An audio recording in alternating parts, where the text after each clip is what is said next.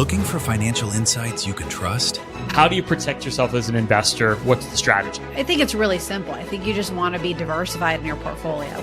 The Payne family brings real-world experience to every conversation. Well, I think that's the problem right now is, right, a lot of people that are close to retirement, they're taking so much risks. And if we do get a big sell-off, it could derail their retirement. Listen to the Pain Points of Wealth on the Red Apple Podcast Network. Well, it's about a year since Secretary Burgum has been sworn in to take over the Department of Interior, and that is one big job. That is a lot of territory from Alaska to maybe Greenland to Guam to the Virgin Islands. That is a big territory. Secretary Doug Burgum, it's a little bit bigger. You were governor of North Dakota. Now you have the whole everything. To give us your experience and accomplishments over the last year. Well, I certainly, we can talk about the accomplishments of the Trump administration and what a great cabinet he assembled, but you think about how he's touched every American. We got lowered inflation, so costs are coming down, taxes are coming down, regulations are coming way down, price of gasoline is down, price of energy in most states, except some blue states, has gone way down. So winning on that front. And then what's up? Jobs are up, job creation up, real income is up, and the border is secure. All the things that he ran and promised on, he's delivered on. And then we take a look at now things are kicking in with the working families tax cut. When those start coming in, no tax on tips, no tax on Social Security, no tax on overtime, and then record amounts of investment going into the U.S. in new manufacturing, the U.S. getting back into the business of building great things, whether that's for defense, or automotive, technology, steel, ships, mining, timber, grazing, all these things that made America great are coming back. They're coming back with innovation, and President Trump leading the charge. And as you saw, a week ago in Davos, I mean, he's leading not just the United States, he's leading the whole world, and really putting a vision out there that's going to make the world safer and America more prosperous. And what a year it's been, and I look ahead to this next year, and the next year is I fully expect this to be one of the great historic economic growth years in history, because the economy, with all of these things happening simultaneously, there's only one way to go, and that's up, and we're going to see a lot of exciting growth in this economy. That's going to lift it up for everybody.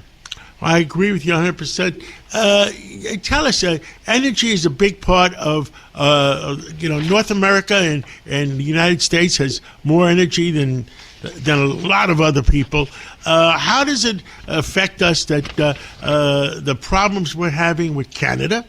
And Canada is being a little bit stubborn right now, and the problems we're solving in Venezuela. And give us your reading on it. Well, President Trump, again here, brilliant strategy that is going to make the world safer and America stronger. He understands, like no president, you can't separate energy from national security, and you can't separate it from our economy. And the moves with Venezuela, plucking Maduro out of there, one of the great military,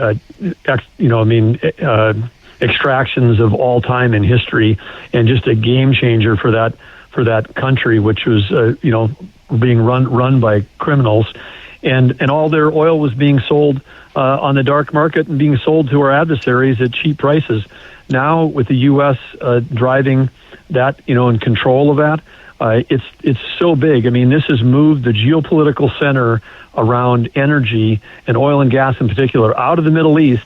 For the first time in 50 or 60 years, it's coming back to the Western Hemisphere, coming back to America, because what's between the U.S. being the number one energy dominant country in the world, Venezuela with the largest reserves, and U.S. companies pouring back in there, kicking out the bad actors that were in Venezuela, controlling that. It's like a triple bank shot that hits Russia, hits Iran, hits Cuba, hits China, all at the same time. President Trump understands that, and it's going to be great for Americans, because 25 years ago, when Venezuelan oil production was humming along, and when Venezuela was a free democracy, virtually all of that oil was being brought to the United States, refined in the Gulf coast of America, which led to lower gas prices for Americans. We're going to get back to that. And again, President Trump leading on the world stage with some really bold and strategic moves that really help everyone.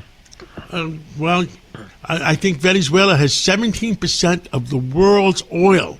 And for have the United States back in not control, but back in that they're part of the southern hemisphere, northern hemisphere again, I think it's great. And the fact is, it looks like one of these days, whether it's next week or the week after, Cuba might come back to us.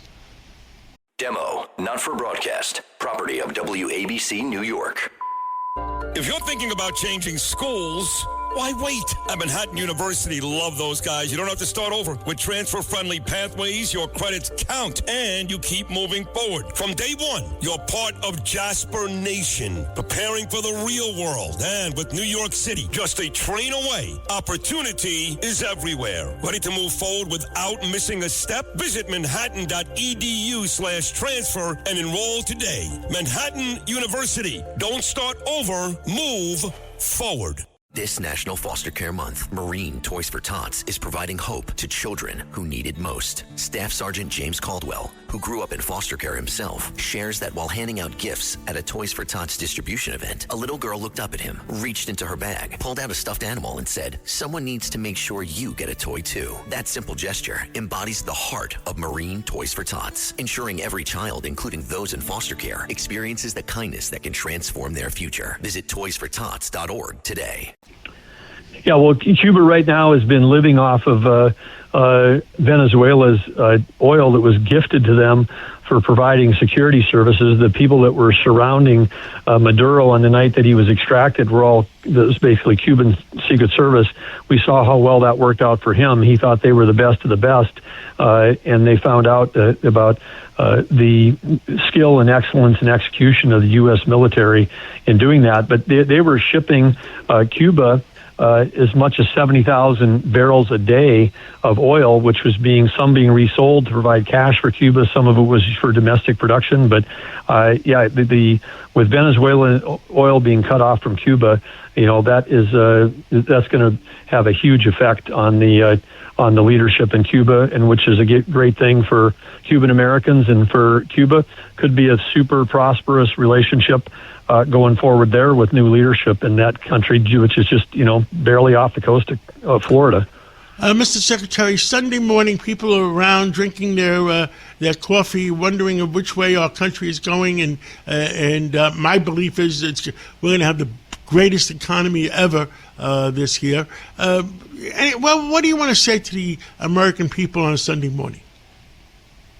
Well, I would say the golden age is here. I mean, President Trump, again, when he made promises to the American people about securing the border, getting prices down, getting people to invest back, building great things in America, he's delivering on all of those, and he's delivering on a record speed. This is I've been a private sector guy my whole life, and it's to listen to the CEOs of these companies come in and go, that they've never seen the government move this fast with this much execution, with this much customer service to help people get things built.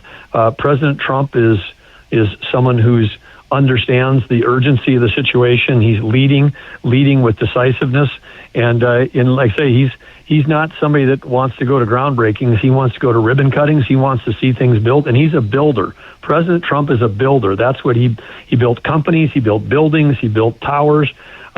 He built television shows. He's a builder, and he's building some stuff now, which is just going to have an impact on the country for literally the next century. I think you got to go all the way back to Theodore Roosevelt 100 years ago to see someone that led with this kind of courage, decisiveness, and made an impact. And just like TR from New York, TR had a big impact with the Panama Canal and the whole politics of Central and South America. President Trump doing the same thing with what he's doing now with Venezuela. So interesting parallels between those two. Well, getting a right deal with Greenland is certainly a long way to, I would say Greenland is almost as strategic or more strategic than Alaska, and I think he did a great job there.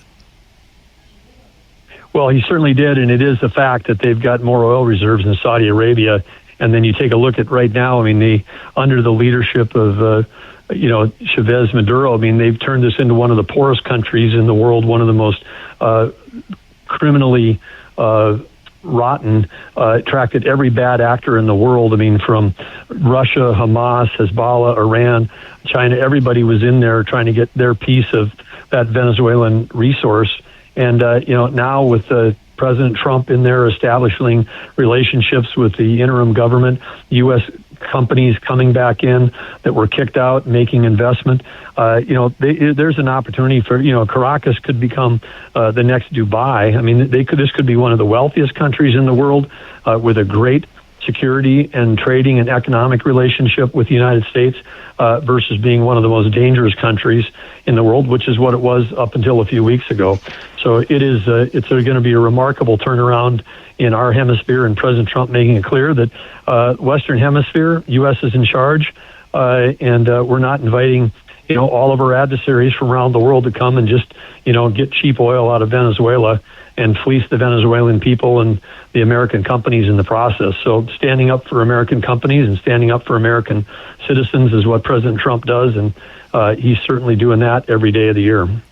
Mr. Secretary, thank you for everything you've done for the United States and continue to do for the United States. And it should be a great year between you and President Trump. It'll be a great year for the American citizens.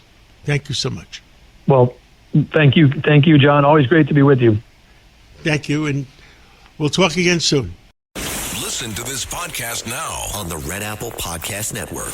The Idea Gen Global Podcast with George Sifakis. I'm George Sifakis. In a world overflowing with noise, there is one forum where the world's smartest voices connect, where visionaries sit at the same table as innovators, and great minds don't just talk, they act. Download all of Red Apple Media's podcasts right now through your favorite podcast platform.